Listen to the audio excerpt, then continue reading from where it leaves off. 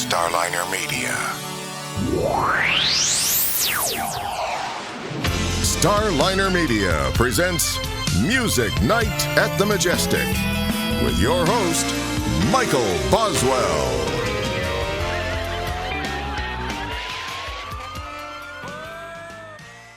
All right, it's time once again for Music Night at the Majestic, and with us tonight, Lance Lopez. Lance, welcome to the show. Thank you so much for having me, Michael. Great to be here. Hey, yeah.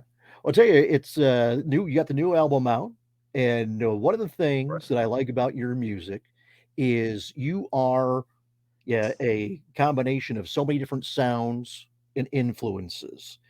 Yeah, Okay. you've got the classic blues to it.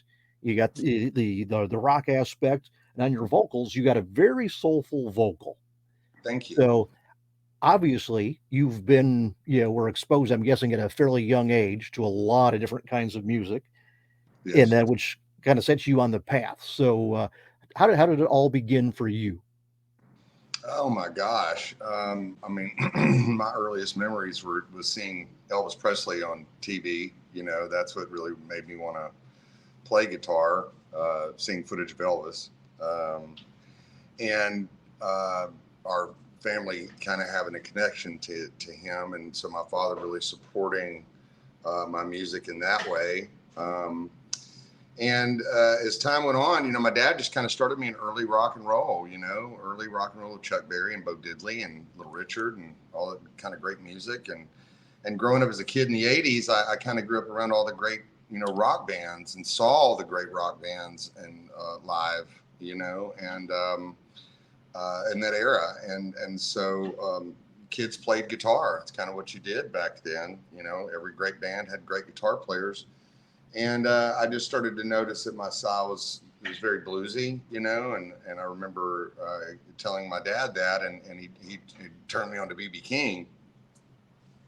And so probably a year or so later, I moved to Dallas with my mother and had my mother take me to see B.B. King. I saw as soon as we moved there that B.B. King was playing and asked her to take me, and she did. And I went and discovered this guy, Stevie Ray Vaughan, that played on the show and jammed together with BB. And so that kind of set me on the course for the blues pretty much instantaneously. And from there out, I moved to New Orleans with my dad, and he started to take me out to clubs. He saw how advanced I'd gotten and how deep into the blues I'd gotten. So I started to play in clubs in New Orleans. My dad would take me out, and I would perform with, different bands all over New Orleans and kind of round the clock style, and go to school at the same time. So that's kind of how that started. And then we moved back to Dallas, and I got hired as a sideman. So when you mentioned the vocal thing earlier, that's kind of where that started. I had the opportunity, and I was very fortunate and blessed to play with a lot of really great R&B and soul and blues singers.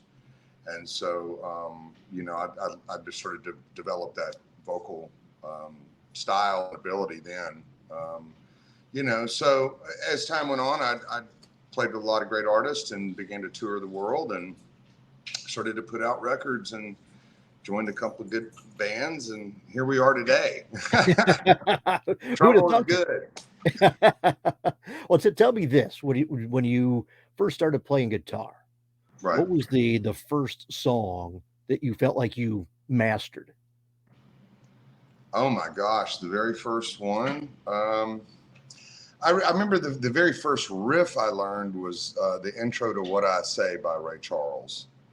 I remember learning that and the keyboard piano line and duplicating that on guitar. And I remember just being so blown away that I had figured that out and I was playing along to the record.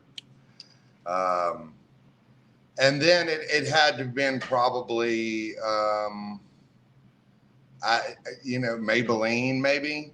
That intro to Maybelline, da da doom da da boom da ba ba doom ba doom. Into Maybelline. I just remember jamming along to Maybelline by Chuck Berry, and really, playing along with being in tune with the album.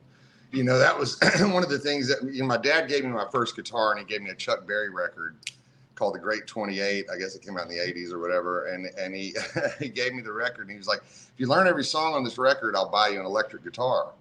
And, of course, this guitar had the strings were this high on it. And it was hard to play, And once I'd figured out the chords, and then Chuck Berry played in all these weird keys, like all these flats and sharps. And so I was having to learn how to tune the guitar to the tracks, to make the guitar sound, to play along to the record.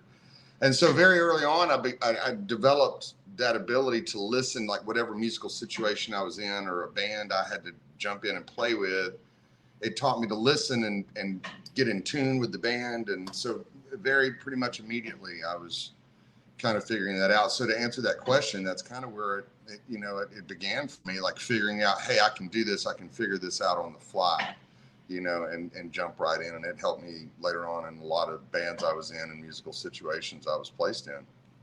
Well, having that ability to improvise and adapt, I don't care what you're doing, that's key, but especially Right. in music. Now tell me this, you're Absolutely. talking about vocals. Right. How far along in your growth process, we'll say, was it where vocals kind of started coming to equaling your guitar playing as far as priority goes? It's a great question. I probably around the time I was, my late teens, playing with Bobby Blue Bland and Johnnie Taylor and guys like that, Little Milton. And I think it was Bobby Blue Bland. It was Blue that kind of sat me down and, said, "You're going to be a singer. You're going to have to be a singer." Pretty much is kind of how he put it to me, and really,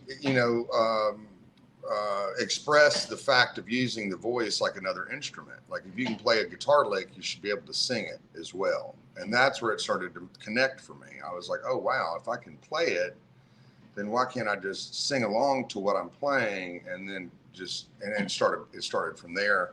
And then I was started on a lot of,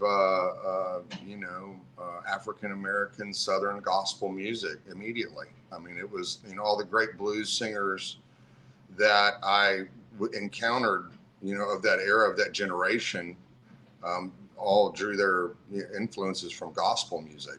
And I was very fortunate to get that piece of information pretty early on and led me on a path of that. And I thought, wow, I grew up in this culture, like this has been all around me the whole time. Like, and I just didn't, that's where the environmental influence came from too. Like I didn't even realize, like I was just born in the middle of where this was happening and where I had access to it all along. And so it made a lot more sense. And it was a fun little cultural research project too, to go back and discover this music and the history and the artist and the people and all that. So there was all that part of the blues and researching and discovering singers and vocalists and people to try to mimic vocally. And I think that's where it began too.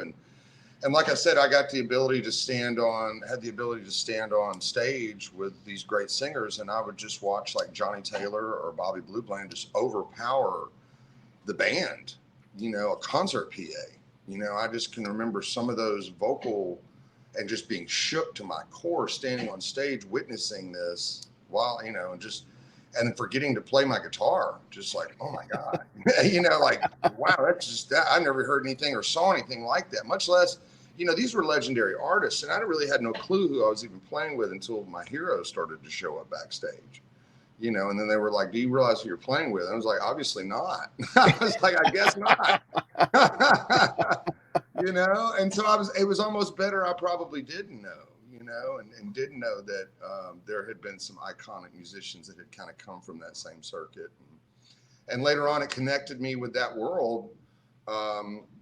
Buddy Miles, for instance, I mean, it connected us immediately because I didn't know that, that's where they had come from and cut their teeth. And so when he saw me play, he saw how a lot of the voicings I was using as a rhythm player and as an accompanist, I was playing with Lucky Peterson at the time, and he saw how I was playing, and he recognized that the only way that you could know how to phrase that and play these sorts of chord voicings is if you played with those kind of bands.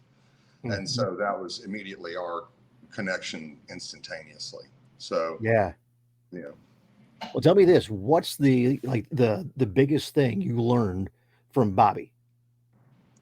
Oh man, just how to be a great singer and how to be a great man. You know, how to be a good guy. You know, him and BB King both. Man, you know, I don't know how they were otherwise. I know how they were with me as a young kid playing the blues, and it was very great. And that was it. It was to be a vocalist. I mean, that was the greatest thing is how to use your voice. You know, how to be. To take the time to actually sit me down and to say those things, you know, and not just like, because a lot of the other mentors I had, especially in the blues and R&B world like that when I was a kid, it was just like watch and mimic.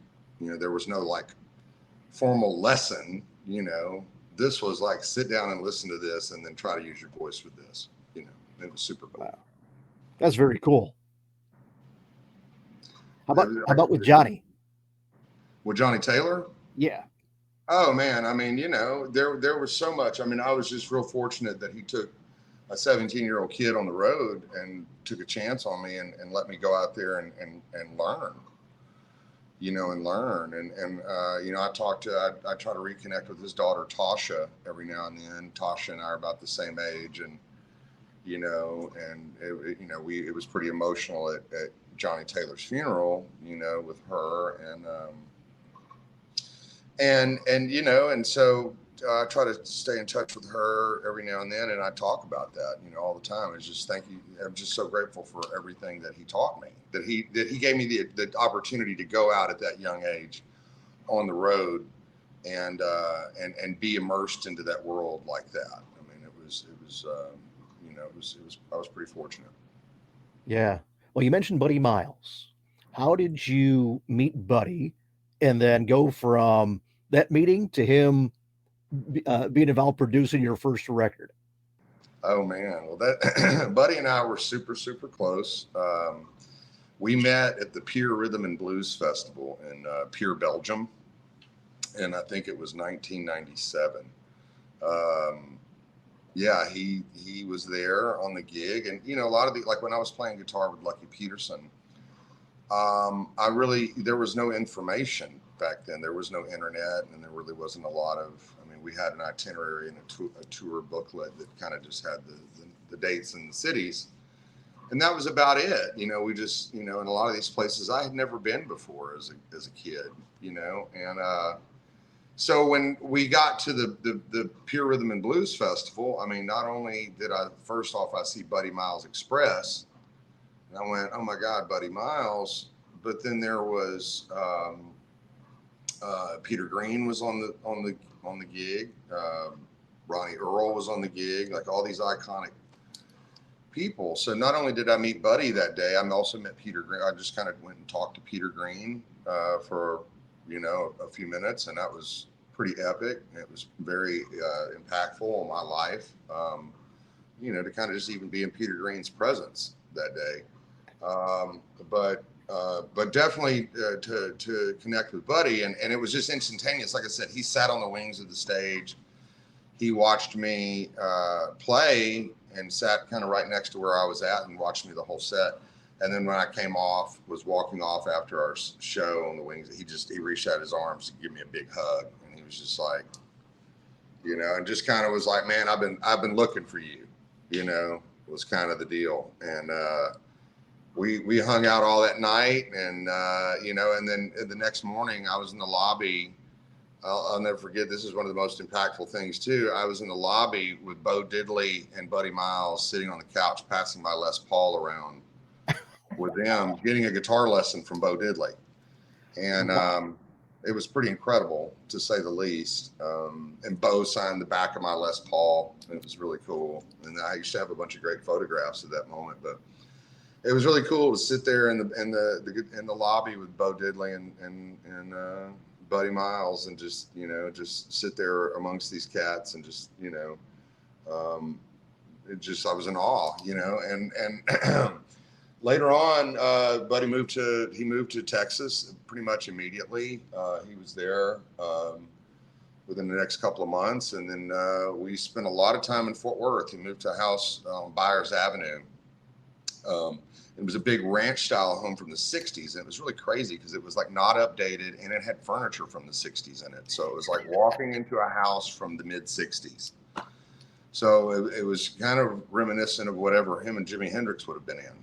It was pretty or Michael Bloomfield or any of those guys he was with in San Francisco back in the old days with Electric Flag, you know. And it just had that whole vibe. It was bizarre. It was eerie almost. And so I lived on one side of the house and Buddy lived on the other. And then we had in the middle of the house was all the backline. We had a giant drum kit and Marshall stacks and Fender twin reverbs. And, I think there was a Murphy's Music there in Irving, Texas, just like loaded us down with gear. Just went, here guys, basses, guitars, everything. And we sat over there and just worked nonstop.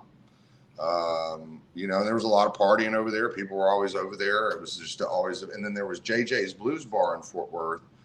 So back in the day, which was, kind of one of the national blues clubs, premier blues clubs in the country. And, so we would jam at the house and then we would kind of take our ideas over to, there was a jam night over there and we'd have friends or people we knew playing and we would just show up and sit in, and take some of the ideas that we were jamming on at the house. And I still have, ideas from those days of jamming with Buddy Miles that I've used on pretty much every record I've ever done. And I still have material. And as a matter of fact, his daughter contacted me 2 years ago. She's basically controlling the estate now. And said they had found a bunch of recordings of Buddy and I that I didn't even remember doing, that we were in a studio together. And she sent me a couple of them and said they wanted to put them out and release them. And so that was exciting, and they're doing a book and a documentary, and I was filmed for a documentary, and I've submitted some interviews for some books. So I know there's a lot of really cool stuff happening, and they just had the 50th anniversary of the Band of Gypsies, a couple of years ago. So, it was so much really cool stuff, man, to really be involved with Buddy and the process of learning and the inside view of how they wrote and recorded and played and like I said, I still have ideas right now that I still haven't used of stuff that we did in the 90s, so leading up to the first record, we had tried a couple different projects and we had talked about a couple of different bands. The first initial band was Buddy and Chuck Rainey and I, and Chuck Rainey, who is a session legend, played on every Aretha Franklin record and played on, with Steely Dan and all these, iconic people. It was just a session, legend. He, and we tried that for a minute and it was okay. And, but then it just kind of shifted more into using my band, that I was playing out live with, and recording the first record. And so that's what we did. We went to the Dallas Sound Lab, in Las Colinas, Texas, which was a great iconic studio that David Bowie had recorded in, and Steve Ray Vaughan had done Soul to Soul, and they did the Family Style record there, and Phil Collins, like all these great artists in the 80s and 90s were using the place. So we kind of came in at the tail end of all that. And so anyhow, we went in and we started just to record a bunch of material. And then Buddy and I had a lot of ups and downs. It was kind of tumultuous at times, and a lot of the partying had a lot to do with that. And so I brought in Jay Newland to finish the record, who had worked with Lucky Peterson and a lot of iconic jazz people. He was working with the producer John Snyder, and I think they had just worked on a Gatemouth Brown record. Or he was working on a Gatemouth Brown record, and I called Jay and I said, "Hey, can you come to Texas and help me finish this record, or can I come up there?" He was in New England somewhere, and we finished the record back at the Sound Lab, and we put it out, and we started. That's when I started to tour. So what was cool about it is I did the record, we finished it, we put it out, and so I went back on the road with Lucky Peterson because, like I said, Buddy Miles and I kind of had a little bit of a falling out. And so I'd gone back with Lucky, and Lucky said, "I want you to bring stacks of those CDs to Europe with you when you come over." So I took all these CDs, and so I would hand them out to every promoter. He's like, I want you to give them to all the promoters, everybody we meet. I'm going to introduce, and that's what we did. And he was featured, and I was the band leader at that time, and I was the MD. So that's what kind of helped me gain a foothold. So the following year, I kind of came back, or by the end of that year, I was back on my my first solo tour, and by that next summer, I was touring with Jeff Beck and Steve Vai over there. And what was that like when you're out there playing with Beck? It was such an incredible education, and I was again, another piece of good fortune. I had no idea that it was even happening until I arrived in Europe, and it was like Christmas morning. It was like, oh my God, I can't believe this is happening, and so, and I just learned so much about my live rig, how to set up and perform live, like how to dial in my monitors as a guitar player. Like, he took so much time to show me so much stuff that it was just incredible. And then, he knew how much his early material influenced me. The Jeff Beck, Truth and Beckola records, and then the Wired and Blow by Blow. And so he really spent a lot of time telling me stories about that era and talking to me about the making of those records, and kind of demystified a lot of stuff for me that I just thought was so, oh my God, it's Jeff Beck, it was so monumental. And it is. But as a kid, this was like meeting, Superman or Batman or, one of those guys in real life. I mean, for me, that's what it was like. That's the only thing I can equate it to. And so it was really cool to kind of, hear those stories in normal terms. And we had a lot of fun. It was kind of more of his EDM era. He was doing kind of a lot more electronic kind of dance music, which I think it was really funny kind of to watch the old school Wired and Blow by Blow guys kind of. But I think they had kind of been used to that from Guitar Shop. So, and, we were doing heavy blues rock and real Hendrix type power trio stuff. So it was all good. But yeah, it was fun times, man. It was great times. I learned so much, and what an icon to be able to be in the presence of. Yeah, absolutely. Well, tell me this, Lance, at this point, as your guitar playing developed, Right. how much had, growth did you feel that you had from when you were first, playing with some, folks like Bobby Blue Bland and what have you, to where you are at this point when you're out there, opening for Jeff Beck? How was my good? I'm sorry. Yeah, how did you feel as far as like how your playing had progressed? Oh, how to progress? Oh, well, and still to this day, I'm always trying to get better. I'm never in a comfort zone. I'm always trying to learn new things or develop new things. So it's like when I look back all these years later and listen back and look and see the growth from this point, I can really see it. But while I'm in it, I'm always trying to improve and get better and better. So, I just continue to try to expand and learn and absorb in all different influences to translate into my thing. And I think that was, it just always seemed like I just was always had an opportunity to work with such great artists and learn and be humbled by and learn from those artists, as impactful as working with Jeff Beck that same year was also meeting Steve Lukather, and meeting Luke and working with him for the first time, and then reconnecting many years later with Supersonic Blues Machine and working together. It was super, just great experience and learning. And again, to be humbled and to learn from. So anytime I'm around great guitar players, especially like when I was in Supersonic Blues Machine and working with all those great artists, I would always ask for a lesson. I would say, hey man, like, is there something you could show me? All the times I spent with Johnny Winter, same thing, and he loved it. He loved talking. And Johnny was so hilarious because he was like, why would you ever want to learn that? Like no clue of how influential he was, like whatsoever. And it was just like, why would you want to learn that lick? And it was like, because it's yours. I know, but why would anybody ever want to learn my licks? It was like, what?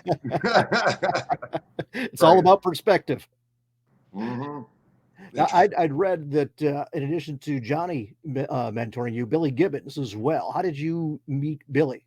Oh man, that was a funny story. I was about 16 years old, and we had moved back to Dallas. We'd lived in Florida briefly, and with my dad, and we moved back to Dallas, and I was jamming around town. I'd kind of got my high school band back together, and we were, trying to get some parties going and some little rock and roll club gigs happening, and trying to play at some little shows around Dallas. And everybody was telling me, they were like, "Man, you need to go down to Greenville Bar and Grill here in Dallas." And it was like kind of an A-list celebrity kind of room and a blues club. And Stevie Ray Vaughan had been hanging out there a lot because he had moved back, and he was hanging there quite a bit before he passed away. And there was always the best of Texas blues playing there all the time. And so it had a lot of musicians and actors and actresses and celebrities there all the time. And people were urging me, and I kind of was going, yeah, whatever, being a punk kid, like I knew everything or something, And so I finally was like, well, we should go down there. So I grabbed my little band and my little high school buddy band guys, and we went down there, and we got up and sat in on we did a whole like set of Jimi Hendrix tunes, like, Foxy Lady and Purple Haze and, all those kinds of songs. And so there was a Italian restaurant that was actually opened up by a friend of my mom's. This lady, Jeannie Torelli, opened this place, Torelli's, and it was fairly new at the time, and it was a very premier Italian restaurant. And Billy was there eating dinner, and he heard through the wall somebody playing Jimi Hendrix. And he got up from the dinner and he came next door. So when we got done playing, and it's so funny because everybody was on Facebook. There's like some kind of Facebook group about all the old Dallas blues scene or music scene or whatever. And they were talking about, we were talking about this, and the manager was on there. This guy was the manager at the time, grabbed me. So as soon as I hit the last note, this guy grabs me and he's like, "Somebody needs to talk to you." And I thought I was in trouble. Like, cause I was just a kid. I thought they were throwing me out of the club. I was like, "Oh my God, I'm in trouble." And they drug me to the back of the room, and halfway through the back of the room, I saw the silhouette, and I saw the beard and the hat and the whole thing. And I was like, "Is that Billy Gibbons?"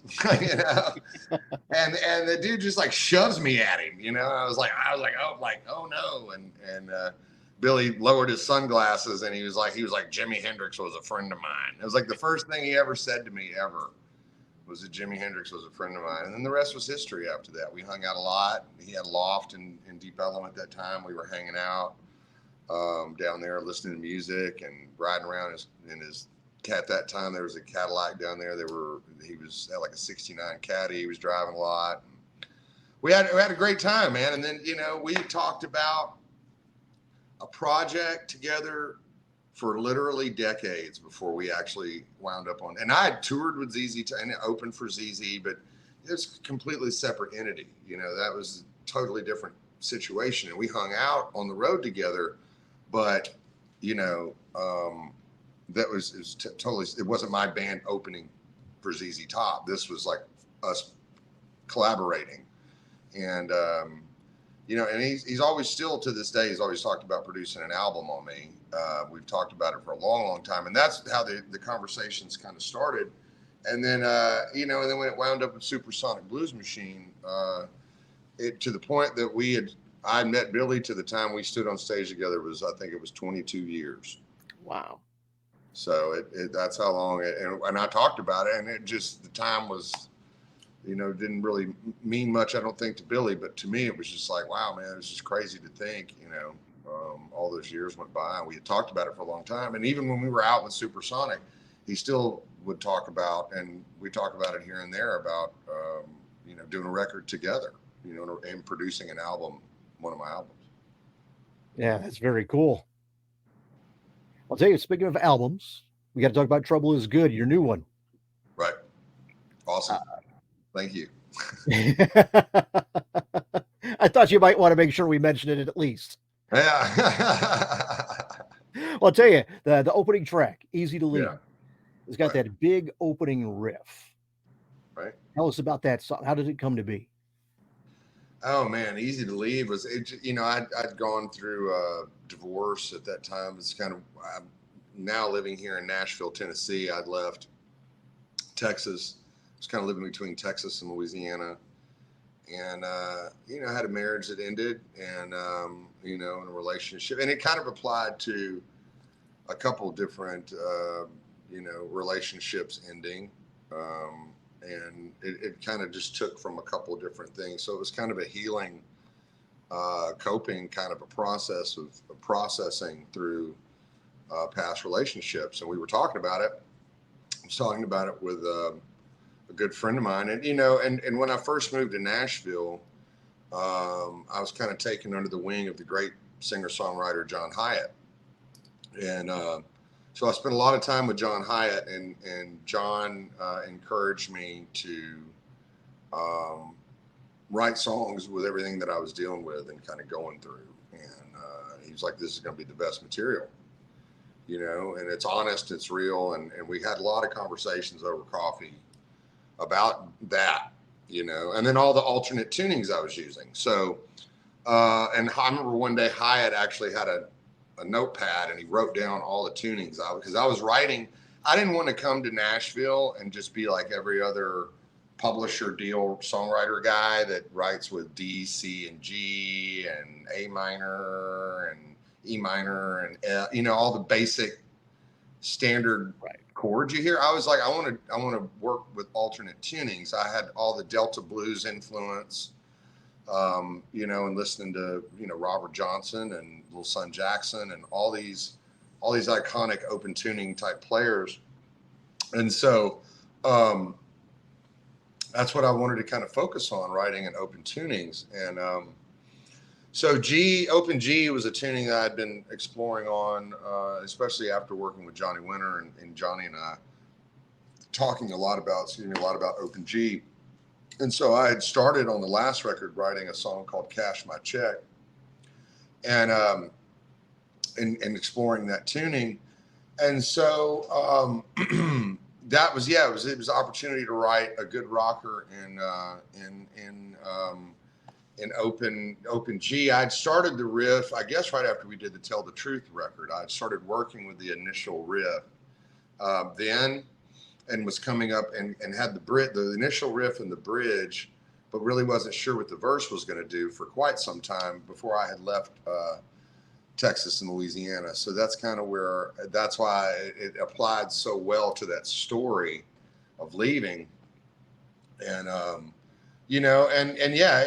the basis, and I felt like people could relate to it. That was the other side of it, is that, we want to write songs like this to talk about what we go through, because so somebody else can listen to it and go, man, when that happened to me, I know what that's like. I remember when I went through that, or, that's the most empowering and powerful thing you can tell somebody is like, me too, yeah, same. That happened to me also, and it takes that isolation away, and so I think that's another side of why we want to write songs like Easy to Leave. And it's the blues. I mean, that's what the blues is all about.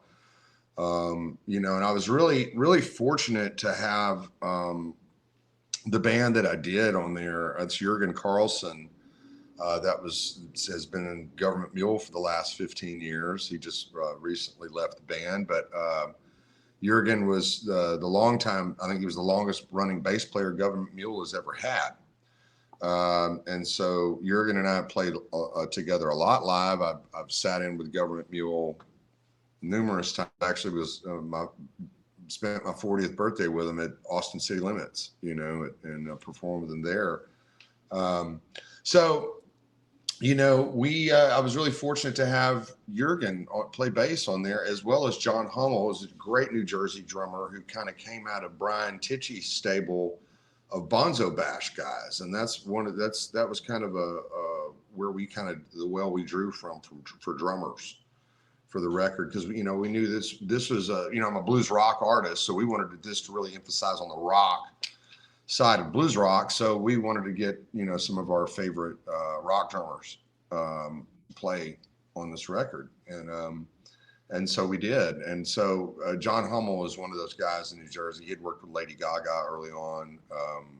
and continues to work with a lot of great artists and stuff up in New Jersey. So anyhow, we were really fortunate to have that band on the track together on Easy to Leave. So pretty incredible. I wanted to also do a track that blended slide guitar and straight guitar. That was one thing that I really wanted to do. I at least wanted one track to focus on that, and so that's what I was really happy about, that I was able to play a slide solo and a straight guitar solo in the track. Yeah. Well, I'll tell you, you mentioned about the rock side. Jam With Me has got a real Southern rock vibe to it. Well, thank you. Yeah, it was a fun track, and that's kind of the whole point. It was supposed to sound fun and house party style jam song, and then it's got I like the little surf guitar turnaround it has in it. It's so Dick Dale, down, or George Harrison. It kind of has that feel too, which I love those kind of turnarounds. But definitely it definitely had like a surf guitar turnaround in it that I loved, and so yeah, and then to have Greg Bissonette play drums on it was just what an extreme gift to have him on the record and to have him play on this track. So, and he just brought the feel all the way there. He leads the song in with his drum feel, and so again, just what a gift to have such great drummers on this record, especially Greg Bissonette. Yeah, absolutely. And then, of course, the title track, that's some serious rock and blues right there. Well, thank you. Yeah, it's Trouble Is Good was another John Hiatt conversation. I was kind of called him in the middle of COVID and was just like, will it ever end? What's going on? I think all of us did, a lot of us did, at least, with everything that was kind of going on with that whole situation. And I called one day kind of with my hair on fire and was just like, dude, this is not cool. And then he had pointed out, look at all this other stuff you're doing. I'd set up my home recording rig, which I'd talked about doing for years. And, and I haven't done it. And so COVID thrust me into doing that. I started to work on tube amps. That's what I did all through the lockdown, is I repaired guitar amps here in town in Nashville, and guys cleaned out all their broken stuff that had been sitting there for 10 years and brought it to us, and we fixed it. And that kept me employed during the pandemic. So, it was that stuff that I had to really look at and go, man, I'm doing all these other things that I need to be grateful about doing it and making the best of what I'm doing. And it's, so that was where Trouble Is Good. Like all the adversity and the trouble that had kind of come through the pandemic, it pushed us all into doing stuff that we would have normally done. Things like what we're doing right now, this video chatting and Zooming and sorry. And so all that kind of,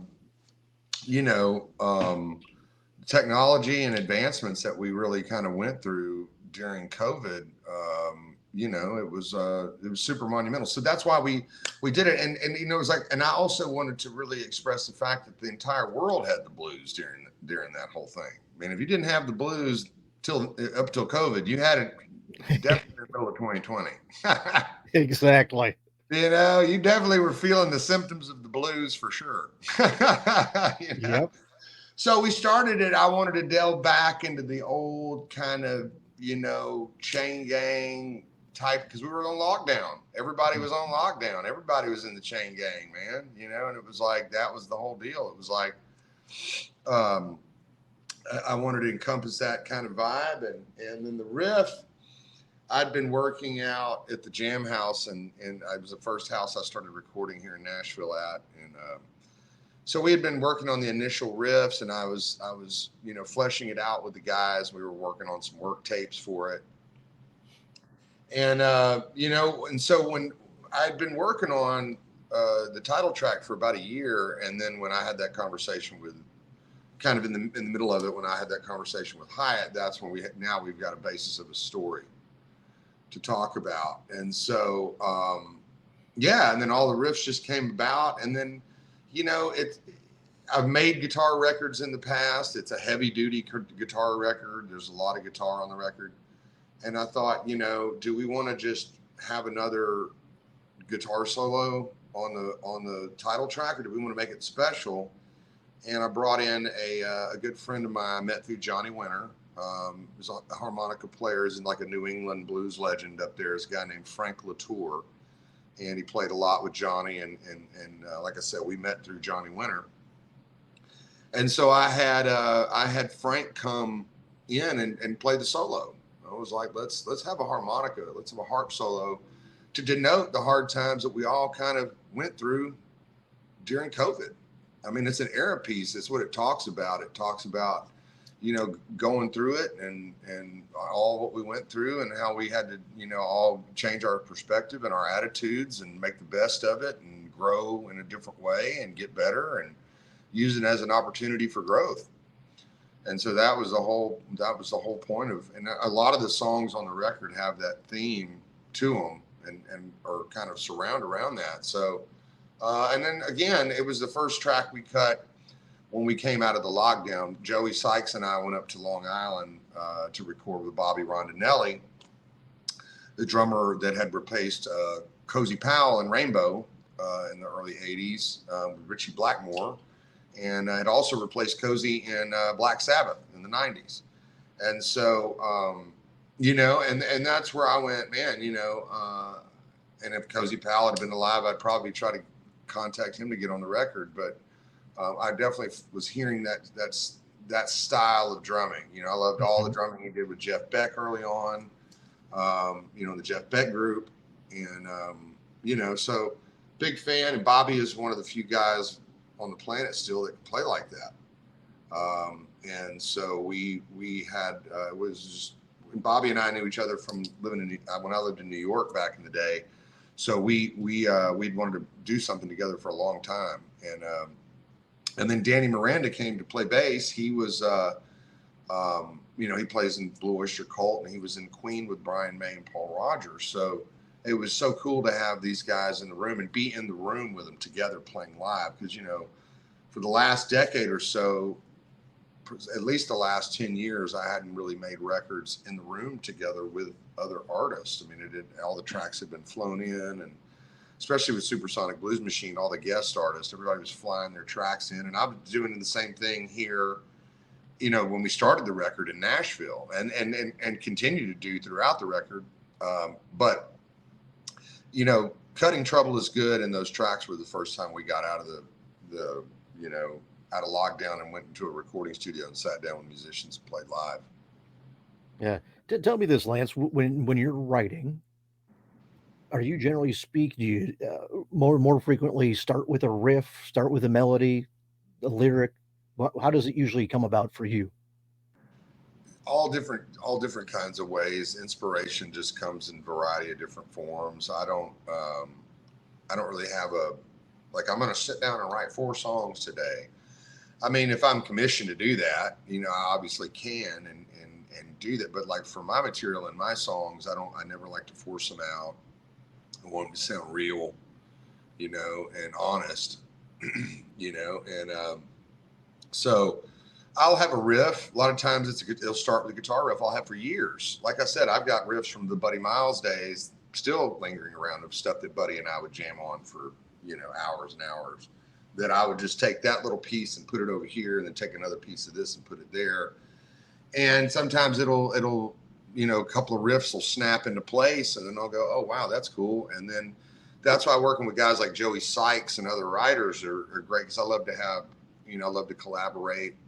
I love to have collaboration and objectivity, and like to work with other people on lyrics a lot of times. And so it's not just so, blues based and so kind of in that world. It's like I'm a blues musician, and that's usually what I'm talking about. And so it helps to work with other lyricists, and to get those other kind of perspectives and some other things I may not be seeing. And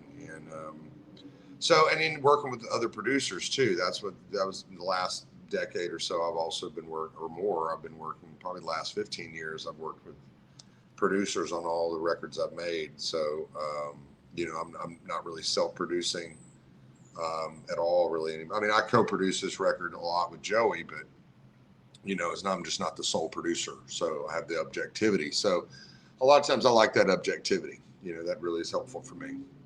Yeah, absolutely. Well, on the new album, you're talking about how John Hiatt was instrumental in Easy to Leave. How about Uncivil War? Does that one have his touch to it too? Well, I mean, that was that. A lot of that was the Joey Sykes again had kind of seen. We were watching a lot of the state of the world and everything that was going on, and then also too, we were looking at, he was looking at my life and everything that had kind of gone on with me, and was kind of writing about that, and so it kind of takes on a lot of different perspectives, from that. It's just basically about being in a one-sided relationship and being tired of it, Yep. I'll tell you, on the opposite side of that, Take a Swing. That to me, that sounds like the soundtrack to a bar fight. Yeah, I mean, it could be, or it was just kind of like, everything that we were going through. It just seemed like one thing after the other during the pandemic. It was kind of an anthem for everybody to kind of get up and keep fighting. Mm-hmm. Really is what it was about.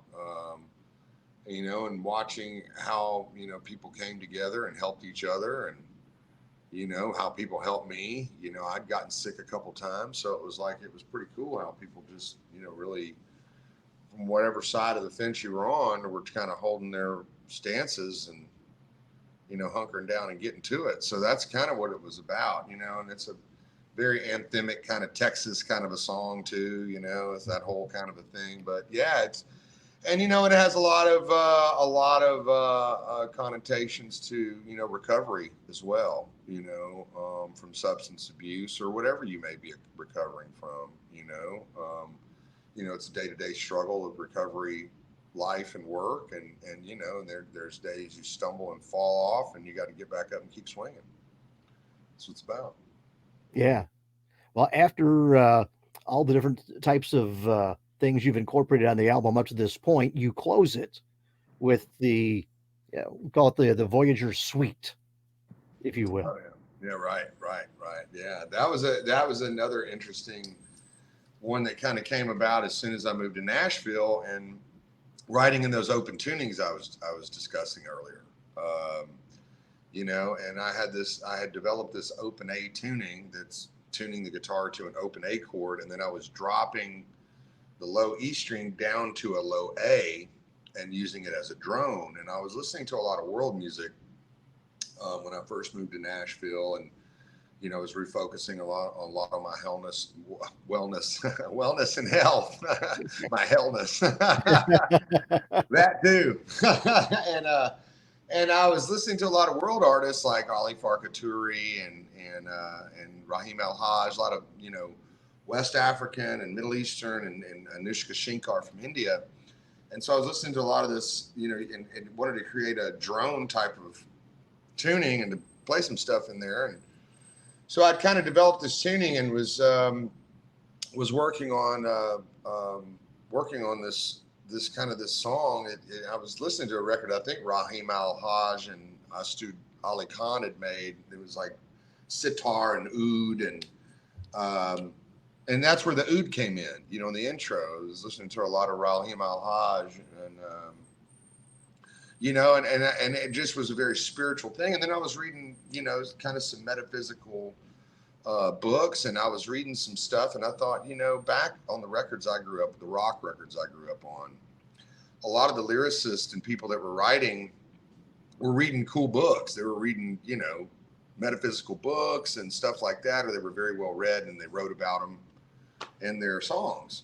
And so I was reading this book that I'd kind of gotten turned on to by some of the Ancient Alien guys. It was called The Law of One. And so I was reading this book and I thought, man, it'd be cool to write a song about it, and then kind of also have a spiritual aspect of it, kind of my journey on arriving to Nashville and every kind of this rebirth process I'd kind of been going through. And so it kind of took on these different these different textures and dimensions, and starting with the sunrise, where that's Peter Keys from Leonard Skinner. I'm playing oud on there. His producer Doug Bossy's on there. He's doing some more of the different instrumentation, and it's it's envisioning a sunrise. And then the song Voyager is kind of the spiritual quest that we all kind of had to find out what that looked like, if there was any at all, during that whole period of time we went through. And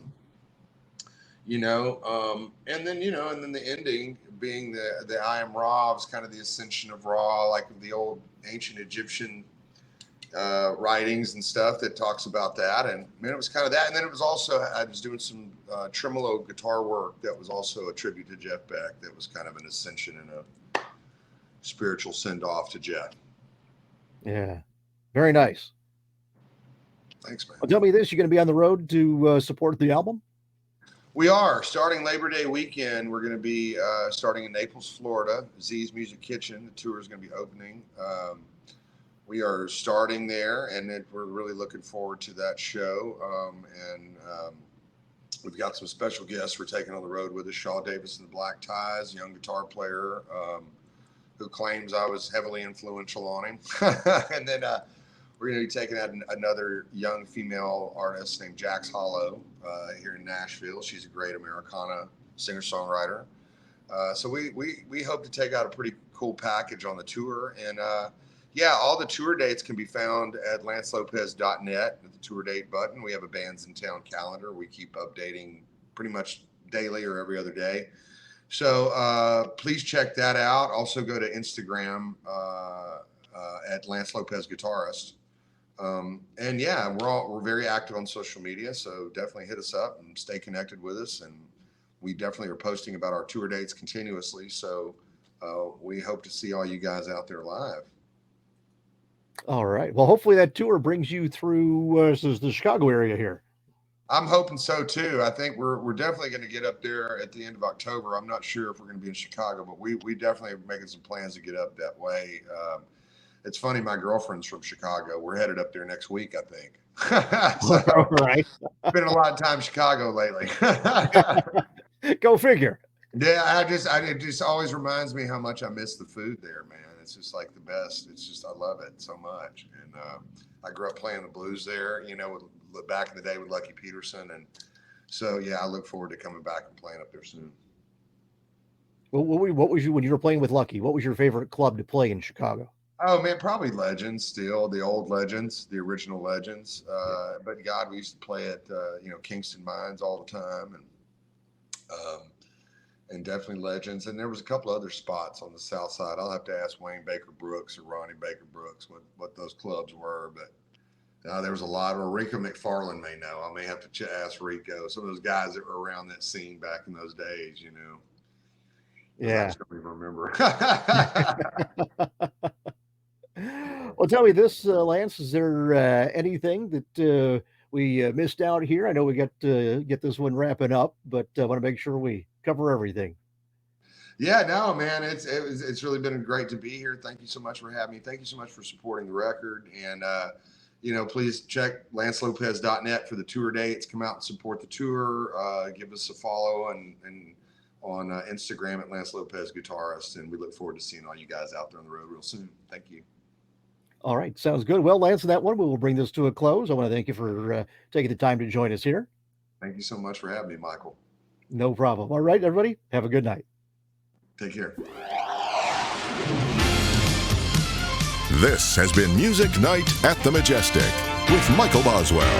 If you enjoyed this edition of Music Night at the Majestic, follow us on Facebook, YouTube, Twitter, Instagram, and at musicnight.net. Music Night at the Majestic is a copyright production of Starliner Media. Any use of the accounts and descriptions of this program, its audio or visual content, without the express written consent of Starliner Media is prohibited. Thank you for joining us this evening. We'll see you next time for Music Night at the Majestic. This is your announcer speaking.